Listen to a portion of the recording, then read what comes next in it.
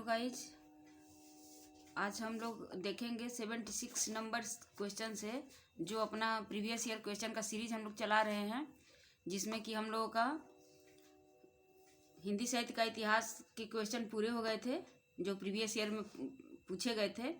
और अब हम लोग आदिकाल का क्वेश्चन देख रहे हैं, जिसमें से कि 75 नंबर तक हम लोगों ने कल देख लिया है अपने पिछले वीडियो में। आज के वीडियो में हम लोग 76 नंबर से स्टार्ट करेंगे।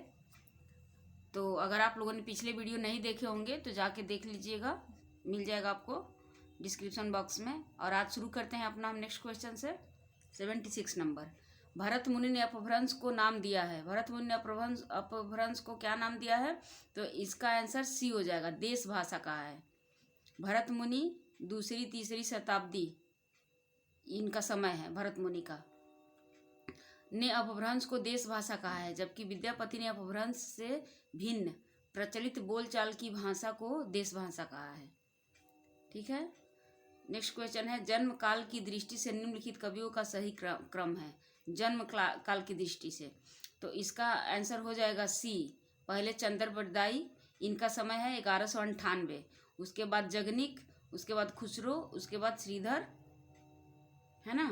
तो देखिए इनका चंद्रबरदाई का समय है 1168 से 1192, जगनिक का है 1173 ईस्वी, अमीर खुसरो का है 1253 और श्रीधर का 14वीं सदी। नेक्स्ट क्वेश्चन, इनमें से कौन सा ग्रंथ लौकिक चरित काव्य माना जाता है? तो इसका आंसर ये हो जाएगा, भविष्यत कहा। निम्नलिखित ग्रंथों में से लौकिक चरित काव्य धनपाल कृत भविष्यत कहा को माना जाता है, जबकि जोगसार परमात्म प्रकाश के लेखक जो इंदु है और पाहुड़ दोहा के लेखक राम सिंह हैं।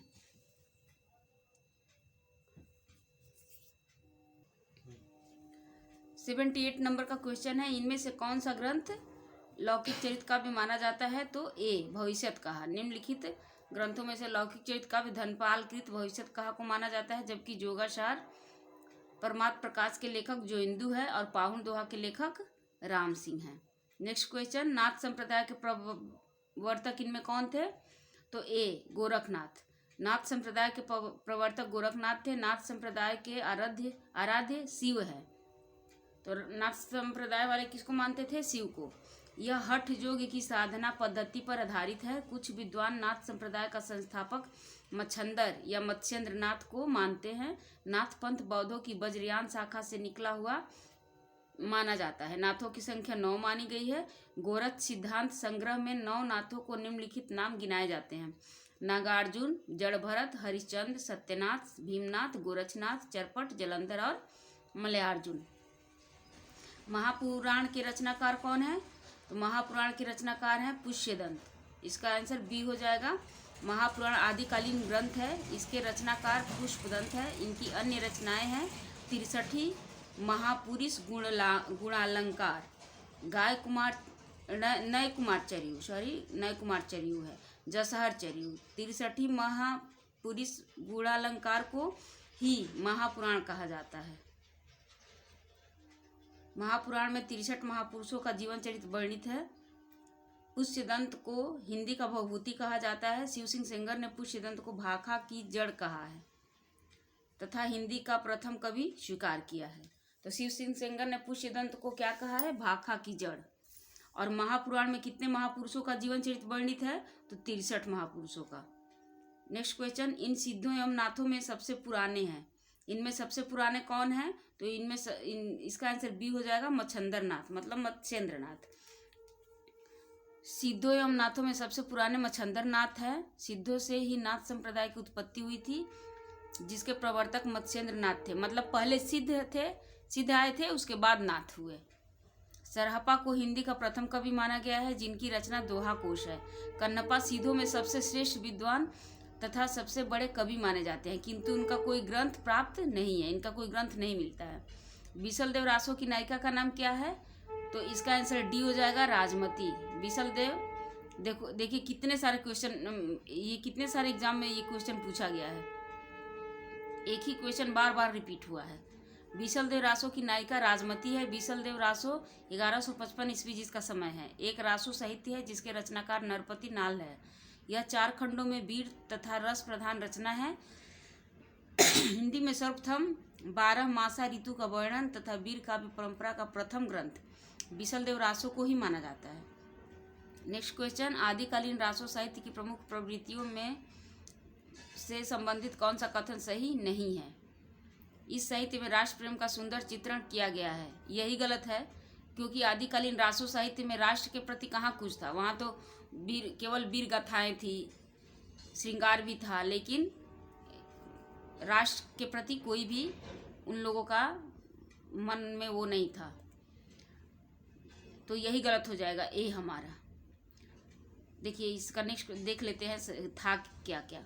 युद्धों का सजीव वर्णन इस साहित्य की अन्यतम विशेषता है।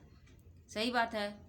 इसमें शौर्य और विलासिता का स्वाभाविक और जीवंत चित्रण हुआ है, ये भी सही है। श्रृंगार रस और वीर रस का एक साथ चित्रण इसकी महत्वपूर्ण विशेषता है, लेकिन राष्ट्र प्रेम कहीं दूर दूर तक नहीं था उन लोगों में। इस साहित्य में राष्ट्र प्रेम का सुंदर चित्रण किया गया है। यह प्रवृत्ति रासो साहित्य की नहीं है। आदिकालीन रासो साहित्य की प्रमुख प्रवृत्तियाँ यही है। देखिए, युद्धों का सजीव वर्णन इस साहित्य की अन्यतम विशेषता है। इसमें शौर्य और विलासिता का स्वाभाविक और जीवंत चित्रण हुआ है। श्रृंगार रस और वीर रस का एक साथ चित्रण रासो साहित्य की महत्वपूर्ण विशेषता है। अपने आश्रयदाता राजाओं तथा उनकी प्रेम कहानी की प्रशंसा करना महत्वपूर्ण था। उसमें वो लोग मेन जो था ना रासो में वही था, यही था। नेक्स्ट क्वेश्चन, अमावस कै घरी झिलमिल चंदा पूर्णम कै घरी सूर नाद कै घरी व्यंद गरजय बाजंत अनहद तूर। उपर्युक्त काव्यांश में अनहद नाद की स्थिति को व्यक्त करने वाले योगी या संत का नाम क्या है? तो इसका आंसर बी है, गोरखनाथ।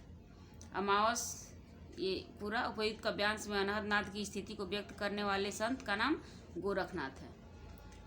नेक्स्ट क्वेश्चन, भाषा की कसौटी पर यदि ग्रंथ को कसते हैं तो और भी निराश होना पड़ता है, क्योंकि वह बिल्कुल बेठिकाने हैं। उसमें व्याकरण आदि की कोई व्यवस्था नहीं है। आचार्य शुक्ल का उक्त कथन किस ग्रंथ के संदर्भ में है? तो ये आचार्य शुक्ल ने पृथ्वीराज रासो के बारे में कहा था। इसका आंसर ए हो जाएगा, पृथ्वीराज रासो। भाषा की कसौटी पर यदि ग्रंथ को कसते हैं तो और भी निराश होना पड़ता है, क्योंकि यह बिल्कुल बेठिकाने हैं। उसमें व्याकरण आदि की कोई व्यवस्था नहीं है। आचार्य शुक्ल का यह कथन पृथ्वीराज रासो के संदर्भ में है। नेक्स्ट क्वेश्चन, निम्नलिखित में से किस रचना में कड़वक शैली का प्रयोग नहीं हुआ है? तो इसका आंसर सी है, पाहुड़ दोहा। पाहुड़ दोहा में कड़वक शैली का प्रयोग नहीं हुआ है। जम्बू स्वामी चरियू पौम चरियू महापुराण में कड़वक शैली का प्रयोग हुआ है, लेकिन इसमें नहीं हुआ है। किसमें? तो पाहुड़ दोहा में। नेक्स्ट क्वेश्चन है, सांकेतिक अर्थ रखने के कारण इनकी वाणियों की भाषा को संध्या भाषा कहा गया। किसकी वाणियों को? तो सिद्धों की वाणियों को। इसका आंसर ए हो जाएगा। सांकेतिक अर्थ रखने के कारण सिद्धों की वाणियों की भाषा को संध्या भाषा कहा गया। सिद्ध साहित्य का प्रथम कवि सरहप्पा को माना जाता है। इन्हें सरोज वज्र, राहुल भद्र आदि नामों से जाना जाता है। सिद्धों में सबसे पुराने सरहप्पा है। नेक्स्ट क्वेश्चन है, आदिकाल के किस कवि की भाषा हिंदी के वर्तमान रूप के सर्वाधिक निकट है? तो इसका आंसर है डी, अमीर खुसरो।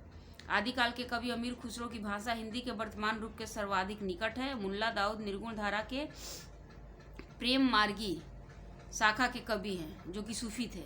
मुल्ला दाऊद ने अवधी भाषा चौपाई दोहा छंद में चंदायन नामक कृति की रचना 1379 ईस्वी में की। मुल्ला दाऊद को राम कुमार वर्मा ने सूफी धारा का प्रथम कवि माना। तो मुल्ला दाऊद को सूफी धारा का प्रथम कवि किसने माना? तो राम कुमार वर्मा ने। तथा डॉक्टर माता प्रसाद गुप्त ने चंदायन को लोरकहा या लोर कथा नाम से अभिहित किया है। चंद्रबरदाई की कृति पृथ्वीराज रासो, विद्यापति की कृति कीर्तिलता एवं कीर्ति पताका, अधमाड़ की कृति संदेश रासक है, जो कि पहला धर्मेतर रास ग्रंथ है। तथा अमीर खुसरो की कृतियों की संख्या 100 बताई जाती है, जिसमें प्रमुख खालिक बारी, दो सुखने, मुकरिया, गजल आदि है। हमारा नेक्स्ट क्वेश्चन है, पृथ्वीराज रासो में प्रमुख रस कौन सा है? तो इसका आंसर ए हो जाएगा, वीर और श्रृंगार रस। पृथ्वी रासो में प्रमुख रस वीर और श्रृंगार रस है, और अगर इन दोनों में भी देखा जाए तो वीर को पहले रखेंगे, वीर रस। पृथ्वी रासो साहित्य की प्रमुख रचना है। इसमें कुल 68 छंदों का प्रयोग किया गया है। इस कृति के रचनाकार चंद्रबरदाई है। इनको छप्पर चंद का विशेषज्ञ माना जाता है। पृथ्वीराज रासो को चंद्रप्रदायी के पुत्र जलहर ने पूर्ण किया। पृथ्वीराज रासो सुखसुखी संवाद के रूप में रचित है। आचार्य रामचंद्र शुक्ल ने चंद्रप्रदायी को हिंदी का प्रथम कवि तथा पृथ्वीराज रासो को हिंदी का प्रथम महाकाव्य माना है। नेक्स्ट क्वेश्चन है 90। ये क्वेश्चन देखिए कितने पेपर में पूछे गए हैं। राहुल संस्कृत्यायन ने हिंदी का पहला कवि किसे माना है? तो राहुल संस्कृत्यायन ने हिंदी का पहला कवि किसको माना था? सरहपा को माना था। इसका आंसर डी हो जाएगा। देखिए, राहुल संस्कृत्यायन ने हिंदी का पहला कवि सरहपा को माना है। इन्हें राहुल भद्र भी कहा जाता है। इनके ग्रंथ का नाम दोहा कोश है। तो सरहपा के ग्रंथ का नाम क्या है? दोहा कोश। दोहा कोश किसने लिखा है? तो सरहपा ने। आचार्य रामचंद्र शुक्ल ने चंद्रप्रदायी को हिंदी का प्रथम महाकवि माना है। रामकुमार वर्मा ने स्वयंभू को हिंदी का प्रथम कवि माना है। और शिव सिंह सेंगर ने पुष्यदंत को हिंदी का प्रथम कवि माना है।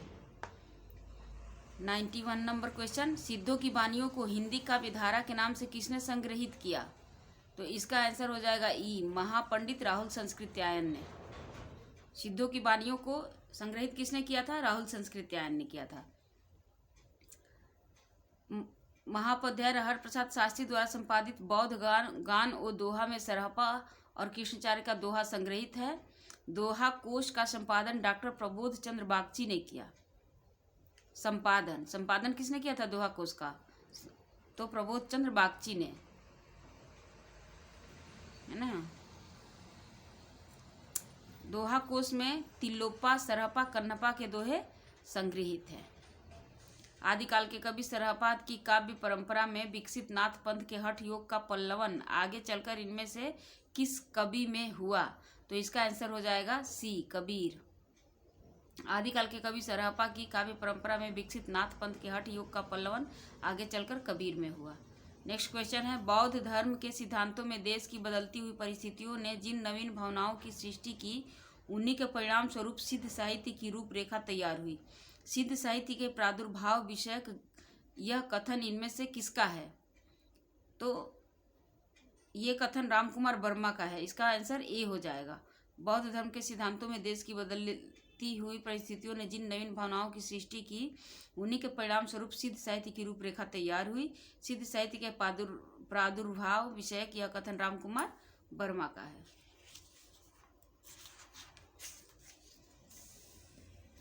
नागरी प्रचारणी सभा से प्रकाशित पृथ्वीराज रासो के संस्करण को प्रमाणिक मानने वाले विद्वान इनमें से कौन है? कहने का मतलब है कि पृथ्वीराज रासो को प्रमाणिक कौन कौन मानते हैं? तो इसमें हो जाएगा बी, कर्नल टाड, है ना। नागरी प्रचारणी सभा से प्रकाशित पृथ्वीराज रासो के संस्करण को प्रमाणिक मानने वाले विद्वान कर्नल टाड है। पृथ्वीराज रासो को प्रमाणिक, अप्रमाणिक, अर्ध प्रमाणिक मानने वाले विद्वानों का विवरण इस प्रकार है। देखिए, प्रमाणिक किसने किसने माना था, अप्रमाणिक किसने किसने और अर्ध प्रमाणिक किसने किसने माना। तो प्रमाणिक मानने वालों में कौन कौन थे? श्याम सुंदर दास, मिश्र बंधु, मोहनलाल विष्णुलाल पांड्या और कर्नल टाड, ये लोग प्रमाणिक मानने वाले थे। और अप्रमाणिक में हमारे शुक्ल जी थे, आचार्य रामचंद्र शुक्ल, कविराज श्यामल दास, गौरी शंकर, हीरा चंद ओझा, उल्लर, मुरारी दीन, देवी प्रसाद, ये लोग अप्रमाणिक मानते थे सीधे। और अर्ध प्रमाणिक कौन मानते थे? तो इसमें हजारी प्रसाद द्विवेदी थे, डॉक्टर दशरथ ओझा, डॉक्टर सुनीति कुमार चटर्जी और मुनिजिन विजय, ये लोग अर्ध प्रमाणिक मानते थे। नेक्स्ट क्वेश्चन है, भारतेश्वर बाहुबली रास इनमें से किस काव्यधारा का ग्रंथ है? तो ये है जैन साहित्य का भारतेश्वर बाहुबली रास, है ना। तो इसका आंसर ए हो जाएगा। भारतेश्वर बाहुबली रास इसमें से जैन साहित्य काव्यधारा का ग्रंथ है। इसके लेखक शालिभद्र सूरी हैं। गणपति चंद्र गुप्त ने शालिभद्र सूरी को हिंदी का प्रथम कवि माना है। आचार्य रामचंद्र शुक्ल ने रासो साहित्य का विवरण वीर गाथा काल के अंतर्गत दिया है। शुक्ल ने चंद्रप्रदायी को हिंदी का प्रथम महाकवि एवं इनकी रचना पृथ्वीराज रासो को हिंदी का प्रथम महाकाव्य माना है। सिद्ध साहित्य के अंतर्गत सरहपा आते हैं। इनको राहुल संस्कृत्यायन हिंदी का प्रथम कवि मानते हैं। सरहपा की रचना दोहा कोश नामक ग्रंथ है। गोरखनाथ का नाथ पंथ बौद्धों की वज्रयान शाखा से निकला हुआ माना जाता है। तो सरहपा को प्रथम, राहुल संस्कृत्यायन हिंदी का प्रथम कवि सरहपा को मानते हैं। तो स से याद कर सकते हैं, सरहपा संस्कृत्यायन। निम्नलिखित में से कौन सी रचना शिलांकित है? तो इसमें से डी है, राउल बेल। राउल बेल शिलांकित रचना है। शिलांकित रचना का मतलब समझते हैं? पत्थरों पे जो अंकित हो। इसकी रचना रोडा नामक कवि ने की है। यह रचना 10वीं-11वीं शताब्दी की गद्य पद मिश्रित चंपू काव्य है। नक्सिक वर्णन की श्रृंगार परंपरा का आरंभ राहुल बेल से माना जाता है। वर्ण रत्नाकर मैथिली हिंदी में रचित ज्योतिरीश्वर ठाकुर की गद्य की प्रथम रचना है। इसका ढांचा विश्व कोशात्मक है। उक्ति व्यक्ति प्रकरण दामोदर शर्मा द्वारा रचित व्याकरण ग्रंथ है। बसंत विलास 84 दोहों में रचित श्रृंगारिक काव्य है। आदिकालीन साहित्य से संबंधित इनमें से कौन सा कथन सही नहीं है? दोहा का आदिकालीन अपभ्रंश साहित्य का प्रमुख छंद है, सही है। दोहा कोसों और चर्या गीतों की भाषा शैली में कोई अंतर नहीं है, अंतर है, यही गलत होगा। बी, चर्या पद एक प्रकार के गीत होते हैं, सही बात है, जो सामान्यतः अनुष्ठान के समय गाए जाते हैं, बिल्कुल सही। आदिकालीन बौद्ध सिद्धों ने दोहा कोसों के साथ साथ चर्या पदों की रचना भी की, ये भी सही है। तो आंसर गलत जो पूछा है, गलत पूछा है ना हमसे, तो गलत भी हो जाएगा। दोहा कोसों और चर्या गीतों की भाषा शैली में कोई अंतर नहीं है। आदिकालीन साहित्य से संबंधित यह कथन सही नहीं है। दोहा आदिकालीन अपभ्रंश साहित्य का छंद है। चर्या पद एक प्रकार के गीत होते हैं जो सामान्यतः अनुष्ठान के समय गाए जाते हैं। आदिकालीन बौद्ध सिद्धों ने दोहा कोसों के साथ साथ चर्या पद की रचना भी की। ये सभी आदिकालीन साहित्य संबंधित कथन सही है। Next question,